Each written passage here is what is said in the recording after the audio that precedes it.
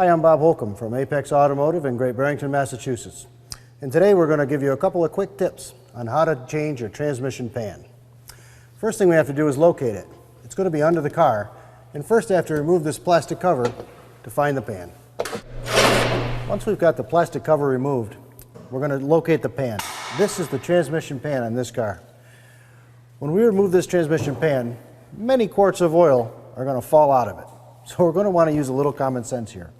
We're going to take the bolts out in an order that will allow us to let the fluid drain out of one end. So I'm going to start at this end, taking all these bolts out till I get to this back side. Before I take the bolts out to the back side, I'm going to put a drain bucket under the pan and I'm going to pry it down with a screwdriver to let the fluid run out. Then I'm going to loosen up these back bolts, let the pan dangle, and the fluid will run right into the drain bucket. Once most of the fluid is drained out of our transmission, we're going to hold the pan up against the transmission, remove the remaining bolts, and then lower the pan down in the same way it was before. This end first, let the fluid out, and walk it over to our bench. After the pan is removed, there's still many quarts of fluid inside the transmission. And the fluid that's in the torque converter will want to seep out as we're doing our procedure. So it's a good idea to have a drain bucket under the transmission while the pan is removed. So it would be a good idea, once we have the pan off, to install a new filter. It's also a good idea to install a new gasket.